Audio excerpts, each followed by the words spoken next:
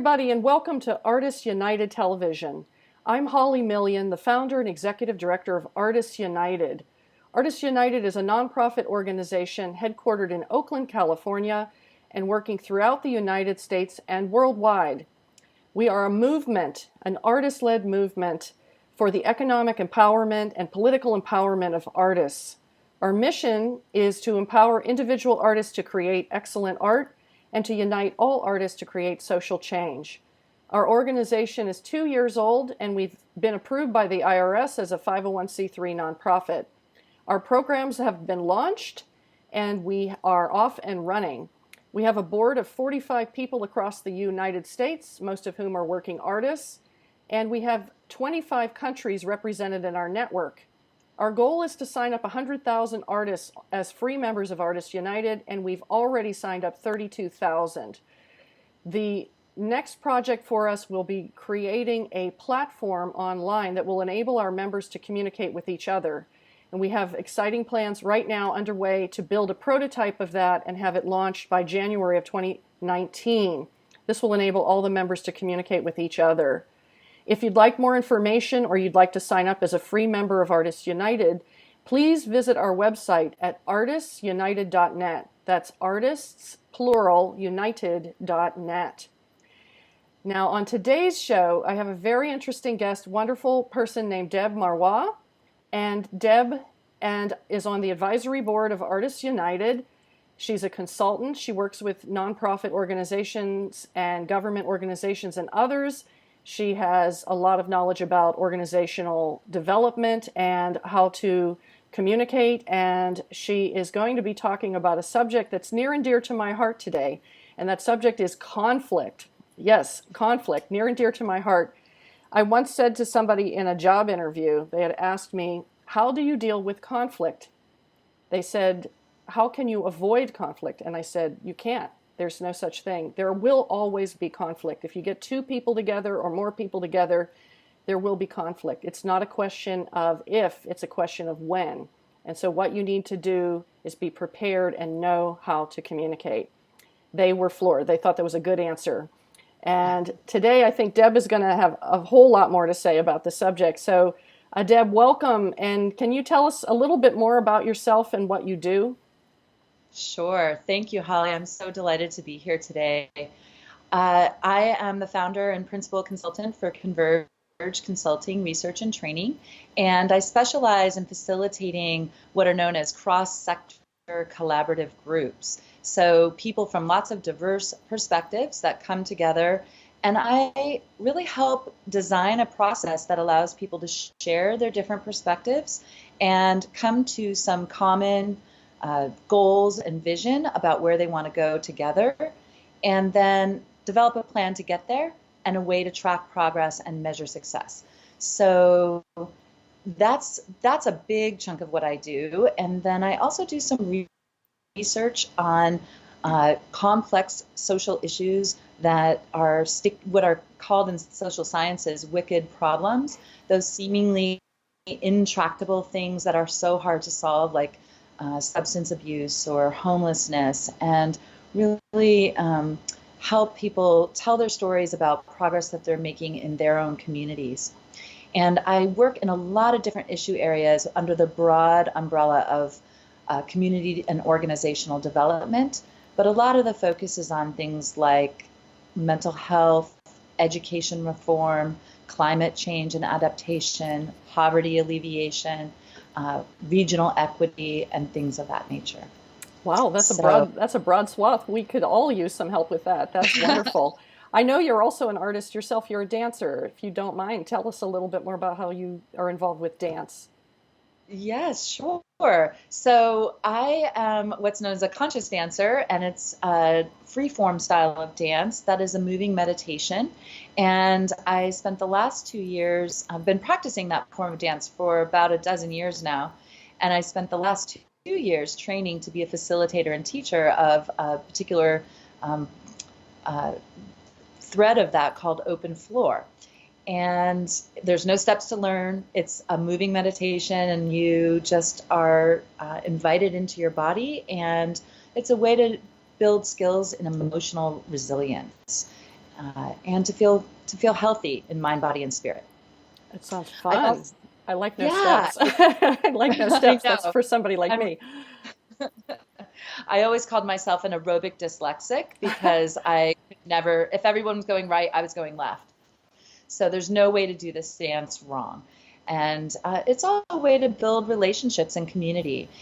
Very powerful tool, and I encourage people to check that out. And it's a worldwide practice and growing around the world. And tools for handling all kinds of the ups and downs of life, whether that's conflict or other things. So again, emotional resilience skills. Oh, Way wonderful. to So build your this. dance and your consulting work converge around this idea of conflict resolution. That's really pretty cool. Uh, I thank you for being here, Deb. I just feel like it's really timely and important that we have you here because you're going to help the artists who are in our network to learn how to deal with conflict. And in my experience, as an artist, I've seen it over and over again, ways that artists run into problems and they don't necessarily have the skills to navigate what comes up. So whether it's they have falling out with a collaborative partner or they're doing work for a client who disagrees with the work product or problems with their workmates who share their studio space, all kinds of things come up all the time. So I'd love to hear your thoughts about what are the issues and how do we navigate them as artists. Yeah. Holly, I love how you started us off as normalizing conflict because I think that's the number one place to start. You are absolutely right. It's inevitable, really, in human relationships. And we can do some things to minimize conflict or prevent some of it. A lot of it is actually very preventable, but we're never going to have 100% no conflict in reality. So the more we can become comfortable and learn the skills, the better off we are. And unfortunately, in most of our training in the Western culture, at any rate, tends to be very individualized and competitive. And so that sometimes helps fuel conflict as well. And then on top of that, we don't really learn the relational skills in our day-to-day education to really handle these things. Often when we're in college, we're all forced to do those group projects that everyone comes to, despise because there's always somebody who doesn't pull their weight and we don't know how to handle it. So that's just one example. I think what I'd really like to encourage people to do is begin to really shift their thinking around conflict doesn't always have to be destructive. That in fact, it's an opportunity to build more closeness, more intimacy, more trust with the people that we love and the people that we work with on a daily basis. Conflict only happens because something needs to change. And in that, we have opportunity. We have an opportunity to listen more deeply to each other, understand someone else's perspective, and then to make shifts so that it's more of a win-win for everybody. So that's really my orientation is towards collaboration. That's wonderful. I mean, I think that's what you're saying about the collaboration and also not being frightened of the conflict is the key. I think what I've experienced is I'm able to have difficult conversations with people so long as I stay calm, I don't get angry. I've learned to say I, not you, you. And if I say I feel this way, I need this, I want this, it keeps it from the other person from becoming defensive. So I think there's a way to do it. And I have also found even recently I've had conflicts with people where if I could do that and maintain my calm after it was over, we were closer than ever, and in fact, creative things came out of the process. So I believe what you're saying. Absolutely. And I'm so glad you said that about creative things coming out of the process, because there's two things around that I'd like to address that I think are particular to artists. One is creativity, it can be fueled by conflict. So conflict does bring up, as you're mentioning, strong emotions a lot of time, anger especially, and sadness. So what do we do with that? As artists, we can put it into our art. right? And sometimes the most amazing art evolves from those strong feelings. So that's one way that I think artists might begin to also embrace conflict a little more, a little more. The other thing that you mentioned is the challenges in handling conflict when those strong emotions arise. And I'm a big fan of a timeout. And there's a big difference between completely withdrawing from a conflict and avoiding it, which is what a lot of people tend to do. We all have a conflict style, and one of those styles is avoidance. And so, Fight or flight, is that it? exactly, flee, and I think sometimes though, to give yourself a time out, to really take a breath, reflect, think about what is my part in this, how can I approach this from that perspective of stating my needs and what I am experiencing, and and also coming to the situation out of a sense of curiosity, a fundamental belief that both people have equal rights in a conflict to satisfaction. And so how can we do that? And if we're all fired up and angry, that's not always the best starting point. So the things you're saying are so sensible. I love them. I know that they're helpful, and if people would follow that, it would enable them to solve their conflicts. But sometimes we don't have we're in the moment, right? And it's hard to do it by yourself. Is there anything you can do or suggest that would help people, like learn more, or is there some resource where they may need help or mediation, or what can you suggest? Yeah, mediation is definitely, I think a third party sometimes is a wonderful way to help sort things out. I will say though that I tend to think of conflict on a continuum, and from minor tension all the way to war, right? And battles. Like there's a lot of territory along those lines. And the remedies are also on a continuum. So bringing in a third party mediator sometimes is a little bit more advanced than where you might want to start. So I think one of the best places to start for anybody is just with self-education. And I do have a couple of books that I would recommend that I think are particularly helpful. This first one I'm going to show you is called Getting to Yes. And it is I feel like I should peek out here. That's cool. It's a seminal book. It's written by the Harvard Negotiation Project folks, but it is written for the common person. And so everyone can understand it. It's not academic. And it talks about all kinds of different situations in which you might find yourself like in a conflict with a landlord or a neighbor or a spouse, someone in your family. And they offer a way to start to begin to look at conflicts from rather than looking at it from a positional point of view, looking at common interests. So I just want to talk about that a little bit, because I think positions versus interest is a really good way to start to understand how can I resolve something in the moment. So a lot of times we come to a conflict with a predetermined solution. This is a position. I want my office to be in the corner.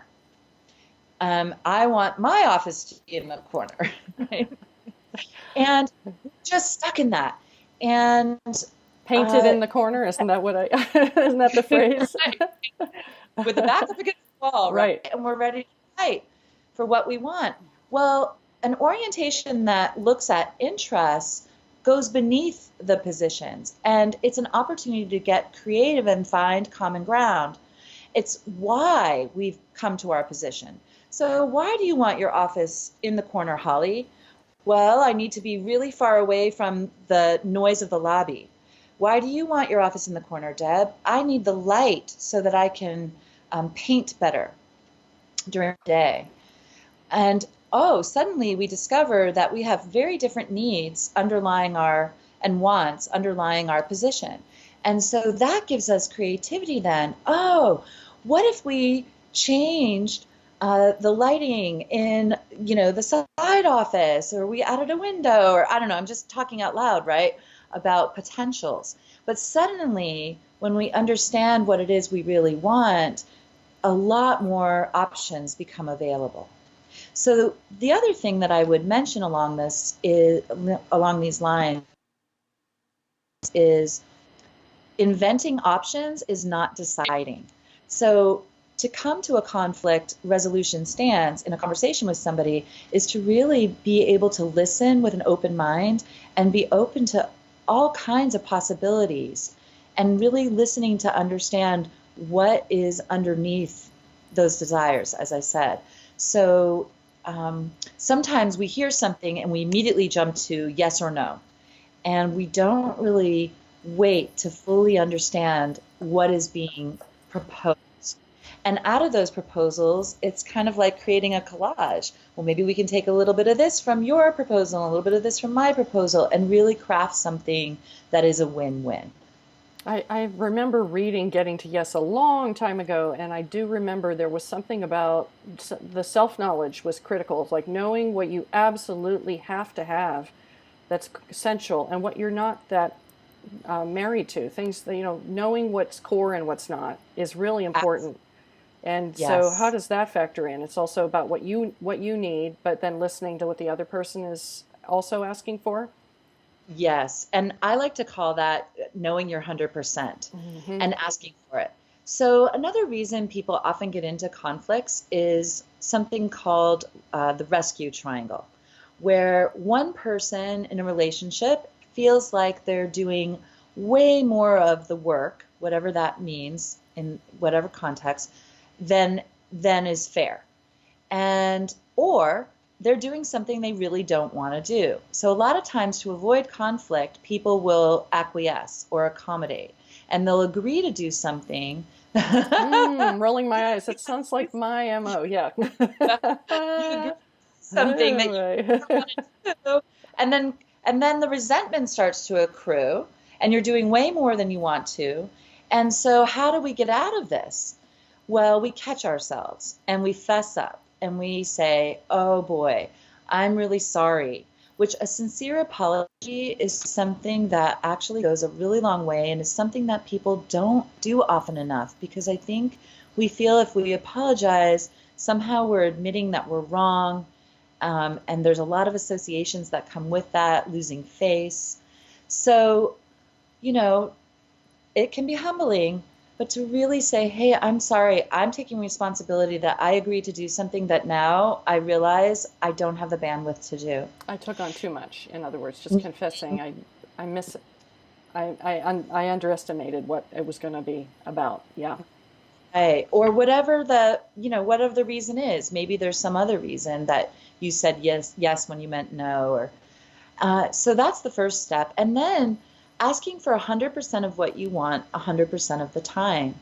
And this is not something that most of us, and I'll say, depending on our gender uh, or our culture, we may not feel is within our realm of possibility to ask for. So a lot of times people won't ask for what they want 100% because they don't think they can get it. So they'll start with half of what they want. But if you never ask for all of what you want, there's not much possibility you're going to get it. And so starting from your 100% gives you somewhere to negotiate from. If you start at 50%, you're already in that rescue place. I start at 150%, honestly, Deb. I start with extra. Is that okay? I mean, I think it's because I have a background in fundraising as a fundraising consultant, and I am a nonprofit executive director, so I'm really comfortable asking people for things. I ask for things every single day, so I don't have much hesitation about that, and I'm bold. I'll meet with somebody and say, would you join our board of directors? Can your organization partner with us? Can you introduce some people to us? And would you also donate $1,000? And I'll be like, boink, boink, boink, boink, boink. And I won't do it all at once, but I'll do them one at a time. And I'll keep going until they say no. So I'll get yes, as many yeses as I can. I don't know. Am I being greedy? What should I do? Yes. Oh, absolutely not. I don't think so. Asking for your 150%, why not? The worst that can happen is someone says no, right? That's what I try to tell people. I mean, you'll live, right? And here's the crux is that some people have a really hard time saying no. So, this is important to know yourself, and your own tendencies and look at your pattern in relationships and what part do you play in creating conflicts. So maybe you're also good at hearing no as an answer. I know that I've gotten into conflicts with people because they don't take no for an answer. And again, I feel like my backup is against the wall, and then it makes me feel like I have to be defensive. So knowing ourselves, knowing how we can provoke conflict or how we respond when it's happening can give us a lot of clues about how to go about resolving it. I find I feel very disappointed when people say yes to me, but then later they fail to come through, and I realize it's because they were conflict averse and they couldn't bring themselves to say no. But I'm a professional fundraiser, so I've been working for 3 decades, and I've had a lot of people say no to me. That's just normal. So Yeah. I don't know what people are thinking, that I'm not going to like them anymore, or what the deal is. So I want to just put that on the record. Don't be afraid to say no. It's actually a breath of fresh air, and it's better for people to know the truth about what you really fully intend to do. Absolutely. And one of my mentors from the past told me once, and I've never forgotten this, that when you say no, it gives someone else the opportunity to say yes. Yeah. So just think of it, if this is an issue for you, saying no, think of it as an opportunity for someone else to say yes. So this is very fundamental to conflict. We live in a world that is, for most of us, characterized by scarcity. Scarcity of time, money, resources, status, and we feel like there isn't enough for everyone. So if we can shift that thinking a little bit as well to there is enough for everyone. And by me saying no, giving someone else an opportunity to say yes, it's the wealth. There's more to go around. The pie just got bigger. Deb, I know you have Nice. another book. I want to make sure we get to see that Yes. before we run out of time. Let me see that one. I know this is another good one. Yeah, so this book is called Difficult Conversations, and it's by the same folks. And again, it's a guide to having those conversations that really matter. You've used this And book, I can see, because of how many Post-its are in there. Yes. so I actually call on this sometimes as a resource when I'm working with clients that are having some challenging times. I often work with organizations as much as I do with collaborations. And so within an organization, whether it be a nonprofit or university department or a healthcare organization, once again, we have situations where we have hierarchy and we have people who are both volunteers and employed and different and coming to some really serious conflicts, often around fundamental things, values we hold in the world,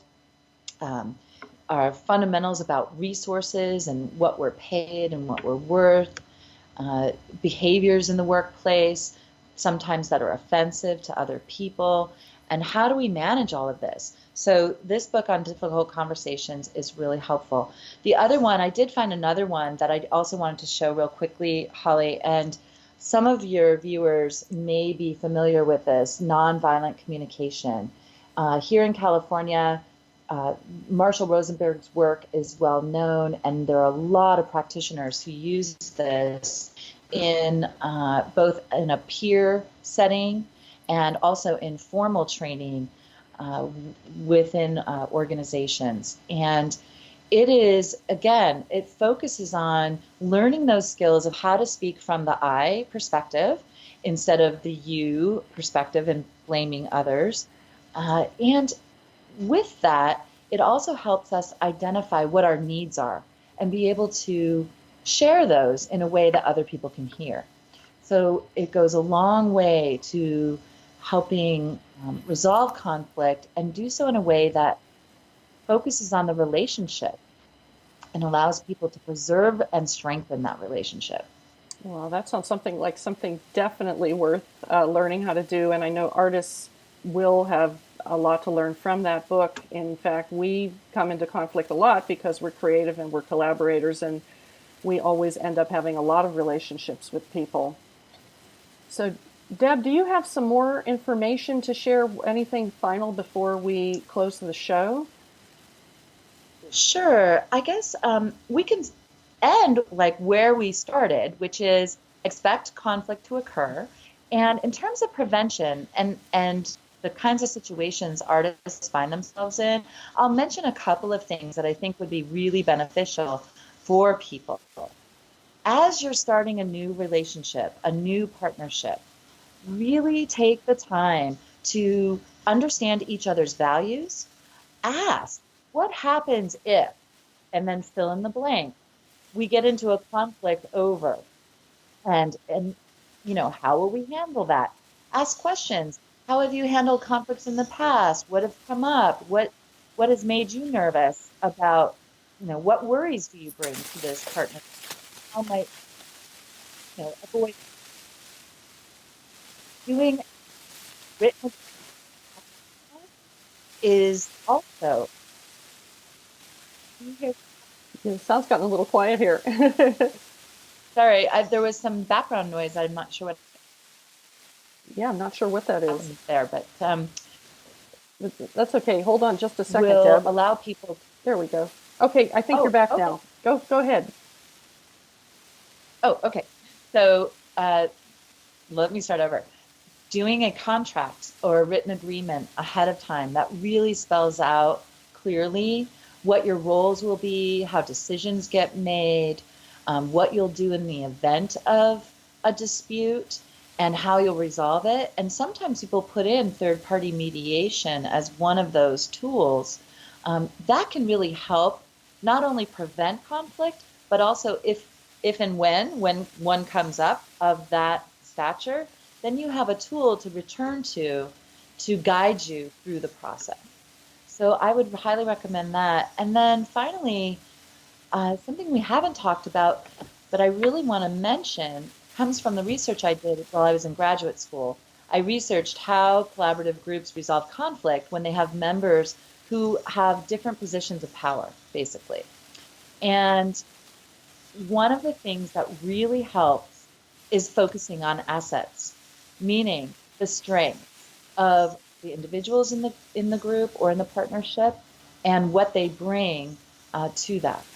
So I would encourage people to do that, and then to learn how to navigate different cultures, because often when we're coming together to try to work collaboratively, we're bringing a lot of different, the culture of filmmakers versus the culture of painters, just as an example, different, not to mention our cultures based on ethnicity and place and nationality and all of those other factors.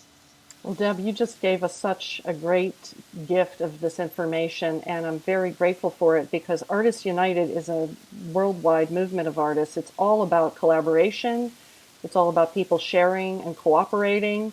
This is very core to what we believe in, our core values. So I want to thank you for this information. For anybody who's watching, this is Artists United Television. I'm Holly Million, the founder and executive director of Artists United.